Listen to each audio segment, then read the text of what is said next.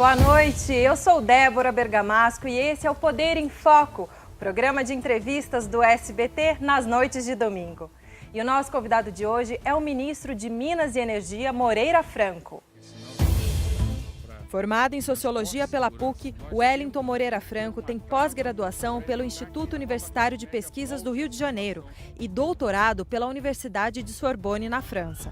Militou no movimento estudantil e foi dirigente da Ação Popular, organização de combate à ditadura. Filiou-se ao MDB em 1972. Em 74, elegeu-se deputado federal e 2 anos depois chegou à prefeitura de Niterói. Foi eleito governador do Rio de Janeiro em 86. Retornou à Câmara dos Deputados em 95, cumprindo 2 mandatos. Moreira Franco trabalhou nas gestões FHC, Lula, Dilma e Temer. Foi assessor especial da Presidência da República, vice-presidente dos fundos de governo e loterias da Caixa Econômica Federal, secretário de Assuntos Estratégicos, ministro da Aviação Civil e ministro-chefe da Secretaria-Geral da Presidência. Em abril deste ano, tomou posse como ministro de Minas e Energia. É o atual presidente da Fundação Ulisses Guimarães, que é o Centro de Estudos e Formação Política do MDB. Piauiense de Teresina, Moreira Franco tem 73 anos e mais de 4 décadas de vida pública.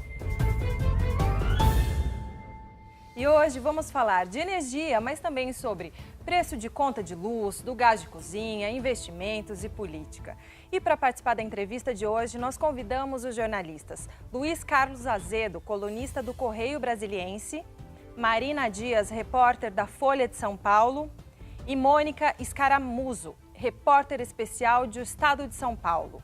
Ministro, muito obrigada pela sua presença. A minha primeira pergunta, eu sei que não foi uma decisão sua, mas pela sua relevância no governo, pela proximidade que o senhor tem do presidente Michel Temer, eu queria ver se o senhor consegue esclarecer para a gente e para o pessoal de casa por que ele tomou a decisão de ceder e dar aumento, conceder aumento ao salário dos juízes, magistrados, e aí isso tem um efeito cascata, e também conceder o aumento aos servidores do Executivo, acabou recuando dessa segunda parte, mas ele que é tão preocupado com a saúde das contas públicas, o que aconteceu? Olha, em primeiro lugar, é fundamental que nós entendamos como funciona constitucionalmente os poderes. A Constituição de 88 garante não só ao Poder Judiciário, como também ao Ministério Público, a iniciativa de propor o aumento desse poder e do Ministério Público. Essa proposta ela é encaminhada ao Ministério do Planejamento e, obrigatoriamente, o Ministério do Planejamento tem que cumprir o dever de encaminhar para a apreciação do Congresso Nacional. Ou seja, a decisão de aumento do Poder Judiciário é uma decisão do Poder Judiciário. Tanto que eles fizeram uma discussão, houve uma votação, enfim, é uma decisão colegiada. E nem foi unânime, foi 7-4. Pois é, exatamente. Mas esse 7-4 significa a possibilidade de encaminhar esse aumento. É por cautela, pelo esforço de se buscar cumprir também uma norma constitucional de independência e harmonia entre os poderes, o Poder Judiciário e o Poder Executivo, na pessoa do presidente Temer e do futuro presidente do Supremo e o vice-presidente, fizeram uma reunião e chegaram a um entendimento. Esse entendimento pressupõe uma negociação em que o aumento é dado e o próprio Poder Judiciário tomaria as iniciativas no sentido de acabar com o auxílio moradia na medida em que há um questionamento muito grande, uma má vontade muito grande com relação à existência dele. E assim foi feito. Com relação ao aumento do poder executivo, o presidente, ano passado, mandou uma proposta contrária ao aumento para este ano, para adiar o aumento deste ano. Essa proposta ela foi cassada por uma liminar pelo o ministro Lewandowski. Então, pensou ele, e até pelo que eu soube, eu não estava nessa reunião, mas pelo que eu soube, os ministros mesmo tiveram a cautela de dizer que esse tipo de compromisso não poderiam eles assumir na medida que há um sorteio e as questões são definidas em função do sorteio. Nada garante que iria para um ministro que mantivesse a proposta de não dar aumento esse ano. Então, em função disso, desta cautela, o presidente achou que já tinha sido rejeitada esta proposta no ano passado, naturalmente iria ser rejeitada esse ano. Então, caminhou no sentido de mandar.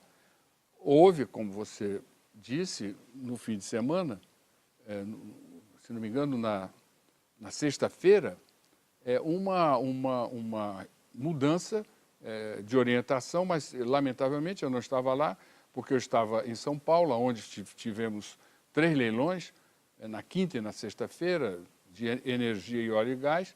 Então, eu não posso dar explicações reais sobre o que levou a essa mudança.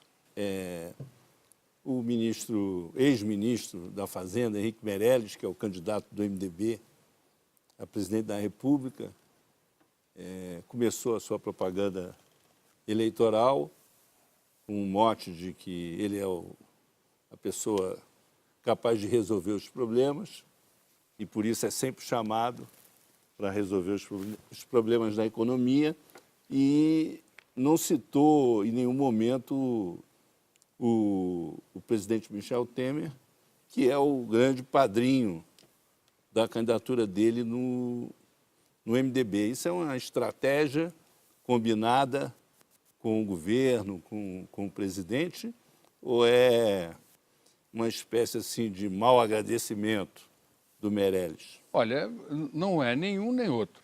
Não é uma estratégia do governo e acho que seria uma precipitação dizer que é uma atitude de mau agradecimento. Eu acho que o programa eleitoral está iniciando, né, iniciou agora, praticamente está no início. Então, eu creio que se eu tiver a oportunidade de voltar aqui na próxima semana, aí certamente nós teremos dados empíricos que permitirão configurar um fato. É que o Lula mostrou 2 vezes no primeiro programa, com imagem, vídeo e áudio. E o presidente Temer não, ele citou en passant, na verdade. Pois é, eu não vi o primeiro programa, mas eu acho que, não só por cautela, mas para acompanhar a evolução do processo político e caracterizar esse tipo ou um outro tipo de comportamento, nada melhor do que deixar que as coisas ocorram, para ver exatamente qual vai ser a atitude que ele vai tomar. Marina. Ministro, levando isso para uma discussão, então, um pouco mais ampla, o presidente Michel Temer atingiu níveis de impopularidade históricos e a maior parte dos partidos da base aliada ao governo apoiam o tucano Geraldo Alckmin e não o candidato governista Henrique Meirelles, que tem escondido o presidente nos seus comerciais, nas suas propagandas e também nos seus discursos. Então, eu queria saber, na sua opinião, por que o presidente Michel Temer e o governo se tornaram tão radioativos nessa eleição? Olha, o presidente Michel Temer, ele tem 2 características, o governo dele. A primeira é de que é um governo que teve a coragem de enfrentar problemas que normalmente o sistema político não tinha até então permitido que nenhum outro presidente tomasse a iniciativa. E essa iniciativa ela vai da reforma da Previdência, que antes era uma ideia, que vem desde o governo Fernando Henrique Cardoso. Me lembro que eu era deputado à época e no governo Fernando Henrique essa proposta perdeu por um voto. E, curiosamente, o relator do voto vencido foi o líder do PMDB na época, o deputado Michel Temer. Mas foi uma reforma que as consequências, os efeitos não foram suficientes para que nós tivéssemos condições de garantir um equilíbrio fiscal e uma justiça social adequada, porque a estrutura do sistema previdenciário brasileiro é do Robin Hood às avessas, quer dizer, os mais pobres sustentam aposentadorias muito poupudas para aqueles que têm uma situação mais privilegiada, que são mais ricos, vamos dizer assim. Então, esse tema, eu não tenho a menor dúvida que será o tema deste governo e será o tema do próximo governo, e se não fizer do próximo governo, será um tema recorrente, porque não é uma questão política, não é uma questão administrativa, não é uma questão ideológica, é uma questão da pirâmide etária. Não há possibilidade matemática, aritmética de você ter uma longevidade comprovada no mundo todo, que é um grande ganho da humanidade, mas, ao mesmo tempo, você ter, convivendo com isso, uma queda da natalidade. Então, cada vez mais diminui o número daqueles que trabalham para sustentar aqueles que vivem de aposentadoria. Essa conta não fecha, então nós temos que viver a realidade. E, evidentemente, essa vivência significa uma mudança de cultura, porque hoje, 70 anos, não é as pessoas estão ativas, trabalhando, com muita experiência, com muito talento, e em atividades que estão surgindo, atividades novas, pelo avanço da tecnologia. Além disso, tem o teto, tem a reforma trabalhista, tem a reforma do ensino médio, e uma série de outras medidas que mudaram regras e comportamentos e normas que eram tabus, que eram de um Brasil passado. Isso gera conflito. O segundo ponto é que uma coisa é você ser presidente eleito. A eleição gera um ambiente de entendimento, de afetividade, de cumplicidade, que, quando você chega sem ser num processo eleitoral normal, você, está entendendo, não consegue ter isso. Ele chegou em função do cumprimento de uma norma constitucional. Então, foram 2 anos extremamente produtivos de mudanças. O que tem um dado novo, né, é que, antes dele chegar, a Fundação Ulisses Guimarães apresentou um documento, A Ponte para o Futuro, e lá fizemos um diagnóstico da crise, mostramos a gravidade da crise, foi a mais grave crise econômica da nossa história, nós vivemos aquela época, e quais as medidas que deveriam ser tomadas para superar essa crise. Quase um plano de governo, né, ministro? Foram todas elas cumpridas, estão sendo cumpridas, e a expectativa que eu tenho é que o próximo governo tenha a mesma determinação política, agora com a legitimidade de um processo eleitoral, para que nós possamos colocar o Brasil nos trilhos. Se não colocarmos com rapidez, nós vamos estar gerando mais desemprego. O desemprego, quando se chegou, já estava perto dos 13 milhões, caminhando para 14, 15, e hoje nós estancamos essa trajetória e estamos diminuindo com muito sacrifício, porque gerar emprego significa aumentar investimento e aumentar a renda. Mônica. Queria tocar num ponto sensível à população, que é a alta dos preços das tarifas elétricas. Tem um peso muito importante na inflação nos últimos meses. Qual que é o desafio do próximo governo para pesar menos no bolso do consumidor? Olha, esse ponto, Mônica, que você levanta, para mim é um grande desafio. Eu não sou do setor elétrico, como foi dito aqui, eu fiz a faculdade de economia, me formei em sociologia, quer dizer, eu tenho uma formação que não é uma formação de engenheiro e muito menos de engenheiro elétrico. Mais uma longa experiência no setor público. Eu comecei muito cedo, enfim, eu vivi a realidade municipal, estadual e a federal, com diversos presidentes, e é uma coisa absolutamente desafiante a mudança da lógica do setor elétrico brasileiro. Por quê? Porque nós temos uma das energias mais caras do mundo. E nós precisamos definir, e eu quando cheguei lá defini valores. Você, para ter uma boa política pública, você precisa ter objetivos. Esses objetivos são valores. Nós precisamos no Brasil ter energia limpa, nós precisamos no Brasil ter energia robusta,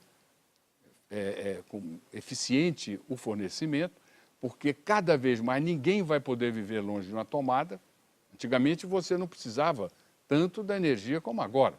Agora nem táxi você toma mais, porque mesmo os táxis que não são Uber, eles estão abandonando a ideia do ponto e estão atendendo por telefone. Aquela imagem cinematográfica de você ir para uma esquina e ficar apontando para pegar um táxi, ela vai se perder na história, porque não vai existir. E isso passa pela cozinha, pela saúde, pela água, enfim, por tudo. Você não se comunica, você não interage, nada, você não se informa e nem informa. Então, o fornecimento de energia, cada vez mais, para a segurança de uma comunidade, de uma população, será o elemento estratégico mais importante. E o terceiro ponto é o preço justo. No Brasil, o preço não é justo. Ninguém sabe como é que se dá a composição de preço. O senhor até fala que é uma caixa preta, né? A conta de luz. Não, é pior. Como caixa preta ficou muito batido, o desafio que eu faço é que quem consegue pegar a conta de luz e entender o que é que você está pagando. Eu conheço poucas pessoas que pegam aquela conta de luz e dizem: eu estou pagando de subsídio para ir, porque paga esse subsídio para saneamento, para água, para irrigação na ilha de Itaparica, para montagem, para o apoio à energia solar, que hoje elas têm uma rentabilidade altíssima. O crescimento da energia solar hoje no Brasil é algo consolidado, e no mundo, não é só aqui não, mas aqui de uma maneira vigorosa. Inclusive o Nordeste, que é grande produtor de energia solar, hoje já até exporta energia solar para outras áreas do país. Enfim, paga-se subsídio para uma série de outras coisas. E mais ainda, o imposto sobre a energia é um negócio brutal. Brutal, é inconsequente, chega, na minha opinião, né, ser inconsequente, porque você pagar 35% de ICMS sobre um produto essencial não é uma coisa conspícua, você não vive sem energia, e você cobrar 35% é você estimular o gasto, porque as pessoas com dificuldades econômicas, entendeu? Elas deixam de pagar. E aí ficam fazendo ligações clandestinas. Então, esses três princípios, energia limpa, robusta, o fornecimento robusto e preços justos, eu tenho perseguido. E tenho mobilizado o talento de um setor formado por pessoas muito competentes, muito qualificadas.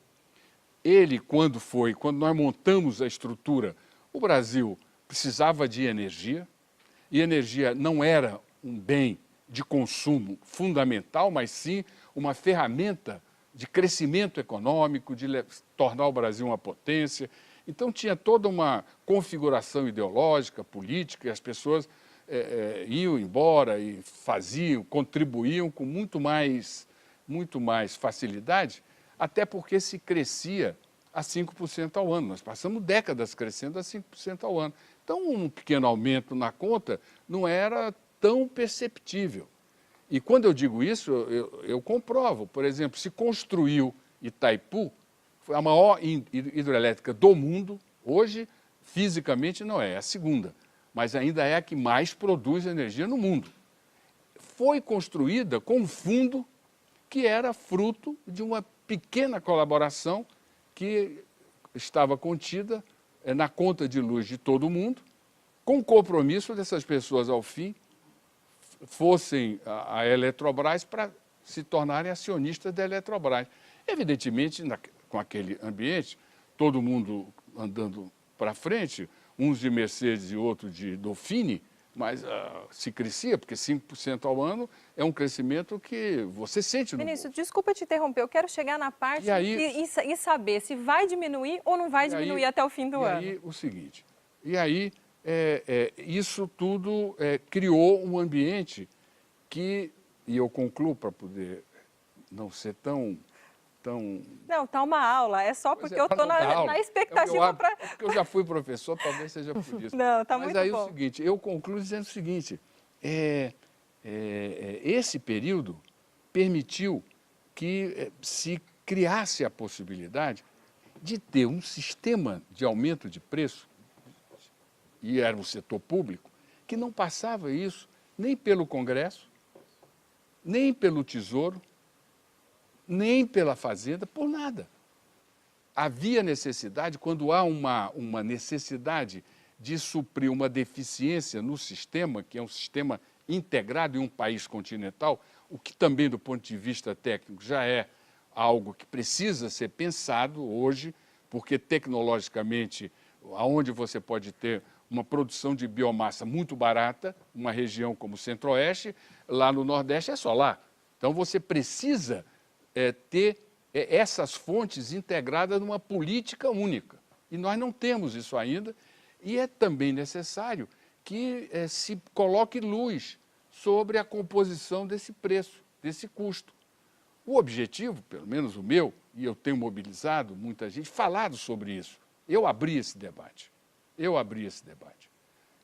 No sentido de que nós coloquemos luz sobre isso, para que as pessoas entendam como é que isso é feito e que nós tenhamos acompanhamento, fortalecer as agências. A agência é que é responsável pelo preço.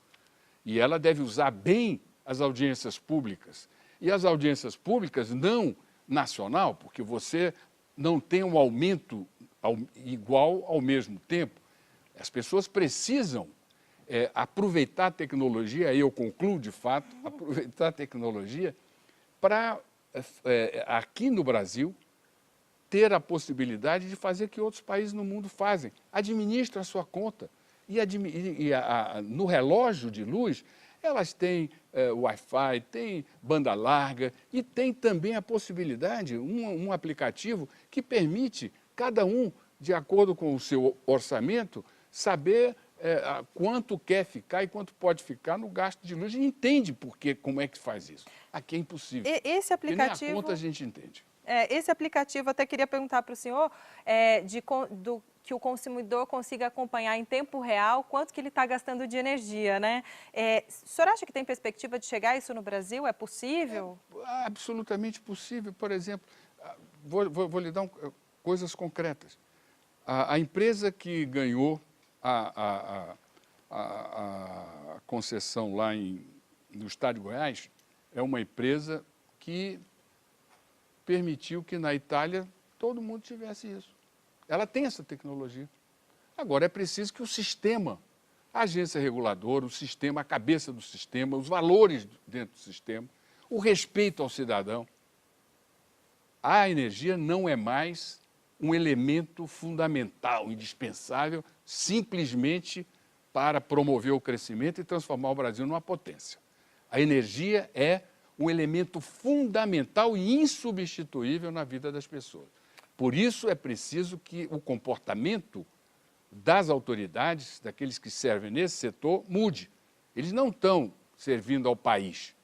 Eles têm a obrigação de servir ao consumidor, às pessoas. E de uma maneira prática, até dezembro, porque o governo está se encerrando, mas até dezembro, o que nós, consumidores, poderemos esperar ter de concreto? Há muita informação para que se permita ter um debate sobre isso, possível de ser compreendido e mudado. Certo. E mudado. É uma contribuição para os próximos E governos. mudado. Não é mais, eu acho que é um pouco mais do que contribuição. Contribuição é você pode, se não tiver política pública, decisões de natureza política e que serão tomadas, estão sendo várias delas tomadas, inclusive esse esforço de você trazer para este mundo o setor privado.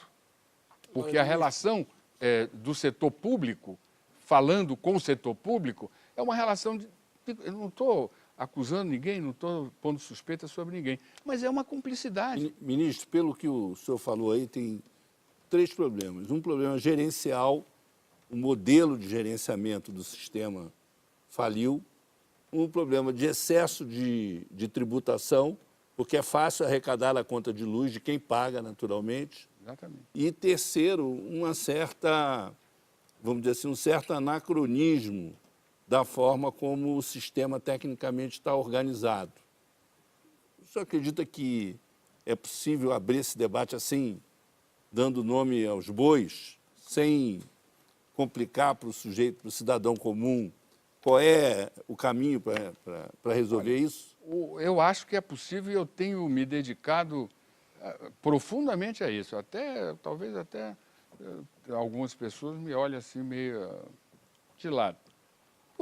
Pelo seguinte, você veja, todas as compensações, elas se fazem através de fundos. E os subsídios são dados por intermédio de fundos. E já existe um certo ambiente, não digo cumplicidade, mas de compadrio entre o setor e o Congresso. Porque deputado adora subsídio. E cria um subsídio com uma facilidade enorme. Antigamente era só mais deputado que senador, agora, está entendendo, é o Congresso que trabalha muito nesta direção. E como isso as pessoas pagam, se você vai ver de que maneira é garantido o subsídio para determinadas áreas do setor, são siglas que você jamais consegue chegar a entender. E algumas até de expressão em inglês. Então é o seguinte, é possível, quando você tem que colocar luz nisso. E é o que eu venho dizendo, não dá mais para ser assim. Isso não é uma conversa entre experts. Agora é preciso que as pessoas saibam o que está pagando. Não é possível que o governo estadual e o governo federal, todas as vezes que tem crise fiscal, aumentam o ICMS sobre energia, sobre telefonia, e o governo federal, o PIS/COFINS. Não dá para ser mais assim. Não dá. As pessoas não estão suportando mais. Você tem... acho que não é exagero da minha parte, mas mais de 60% da arrecadação estadual está em cima de três impostos. Telefonia, energia e combustível. Ministro. E tudo na base do 35% de ICMS. Não dá, ninguém aguenta isso, senhor. Ministro, acho que como o presidente teve dificuldade em levar esse debate da energia, também outros debates importantes, como o da Previdência e outras reformas e mudanças que o presidente Temer queria fazer, mas por conta da sua impopularidade e também denúncias de corrupção e formação de organização criminosa, não conseguiu levar para frente. O senhor diria que valeu a pena apoiar o impeachment e governar por esses 2 anos e meio, quase 2 anos e meio, diante desses dados tão negativos para o governo e dessa impopularidade histórica do presidente? Olha, eu acho que você não está sendo justa nem com o presidente nem comigo. Esse debate sobre energia não foi o presidente que levou, não. Quem está levando esse debate sou eu. E quando eu cheguei lá, a primeira... O senhor como parte do governo, queria... Não sei, mas o governo é fulanizado e você fulanizou.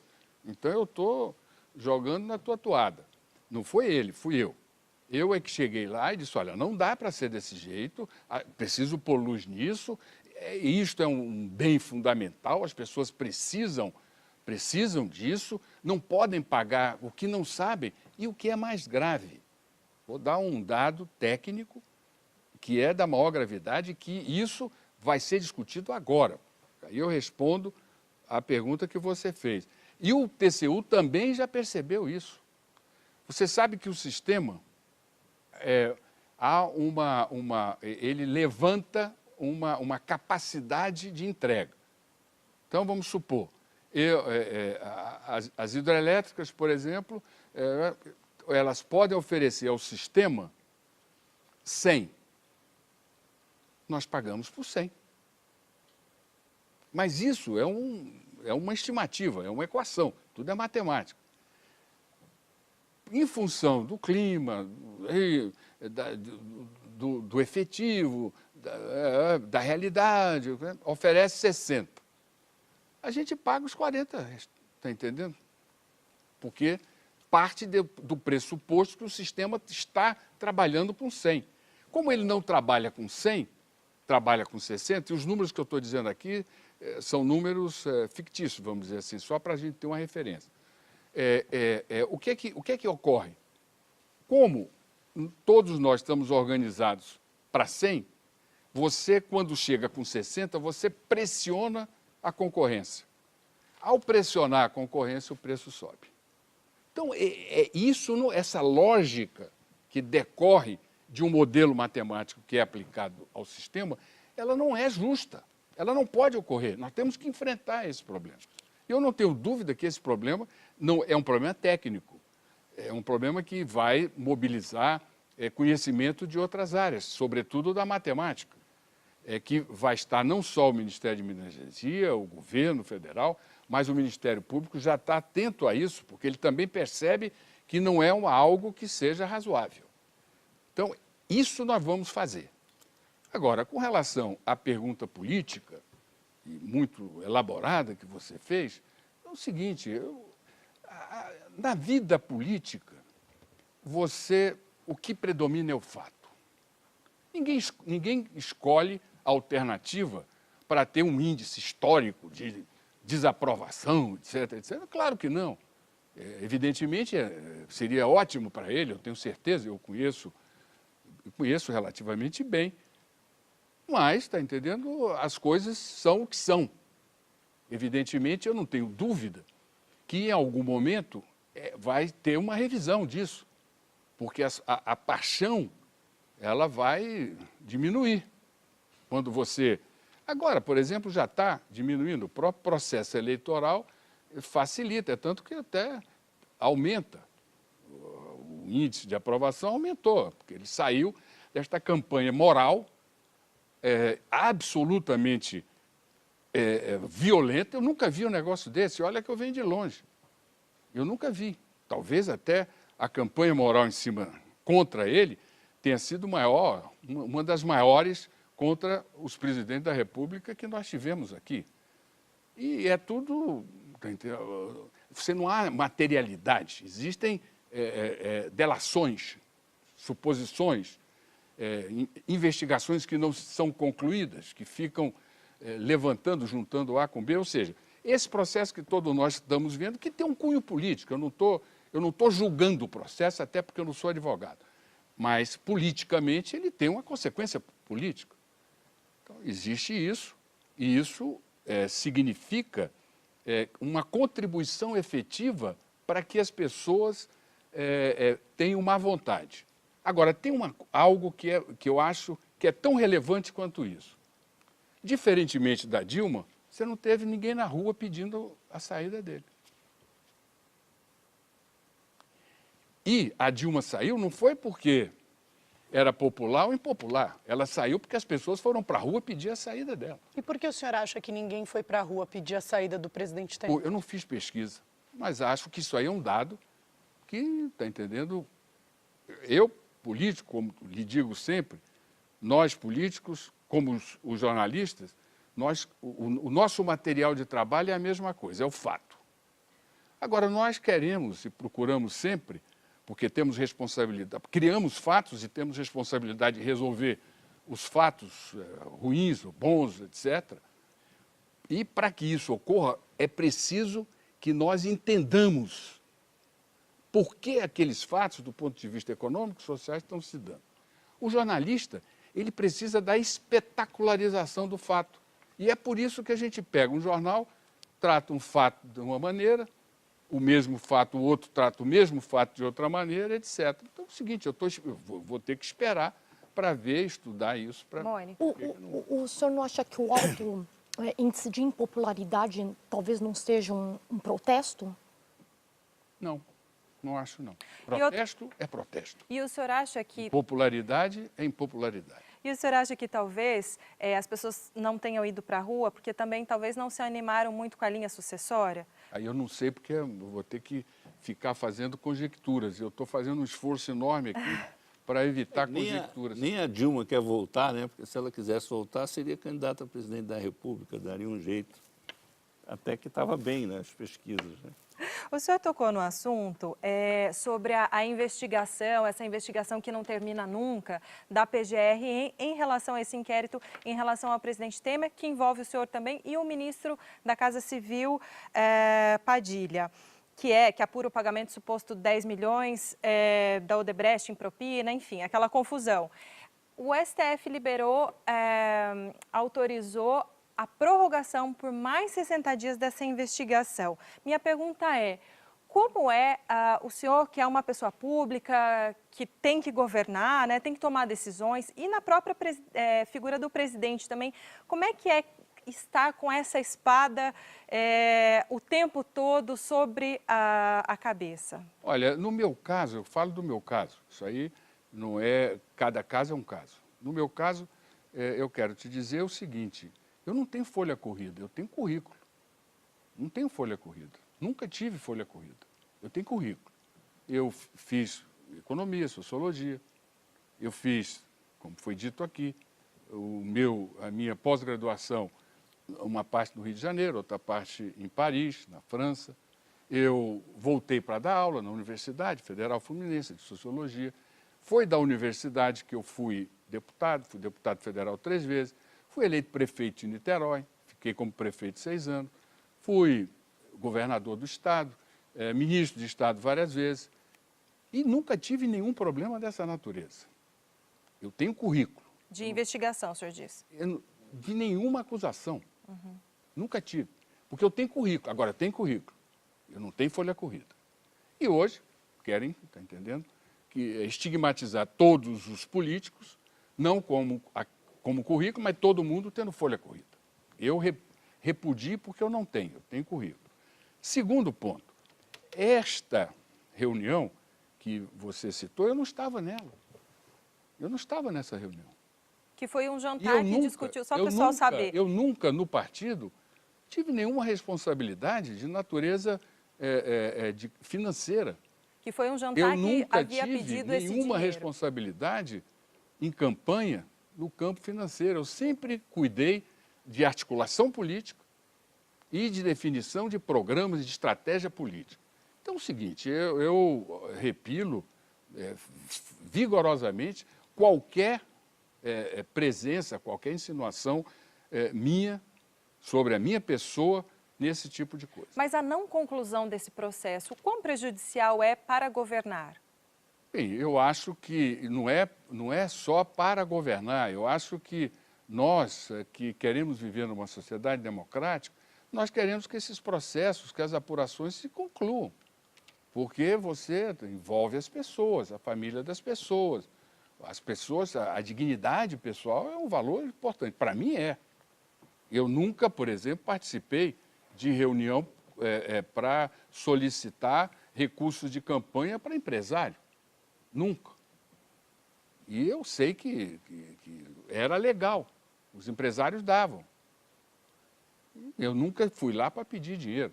Então, eu acho que essas investigações elas devem acabar o mais breve possível para que nós possamos retomar a normalidade. Veja, não é uma coisa saudável para um país democrático que constitui o seu comando político através do voto, dos partidos políticos, você viver numa situação em que todos os ex-presidentes, inclusive o atual, estão sendo investigados. Não é saudável. E o que é mais grave, os próximos, os futuros candidatos estão começando a entrar na mesma rotina. Ou aqueles que se apresentam como viáveis já estão sendo investigados. Sendo que um deles chegou até a fazer, em plena campanha eleitoral, depoimento na Polícia Federal. Não é uma coisa trivial, gente. Nem sociologicamente, nem politicamente, nem do ponto de vista social, do ponto de vista político, do conforto, da solidez, da robustez das nossas instituições. Mas isso é É um momento que nós estamos vivendo. E eu tenho certeza, e aí concluo, que nós temos vitalidade institucional para retomar uma característica fundamental na vida política brasileira, e aqueles que estudam isso percebem de uma maneira muito clara, que é a tolerância, que é a capacidade de você construir politicamente soluções que garantam paz na sociedade, para que a sociedade possa crescer. Ministro, eu vou fazer uma pausa rápida e no próximo bloco eu queria que o senhor explicasse para a gente por que o botijão de gás é tão caro. Mas no próximo bloco a gente volta daqui a pouquinho.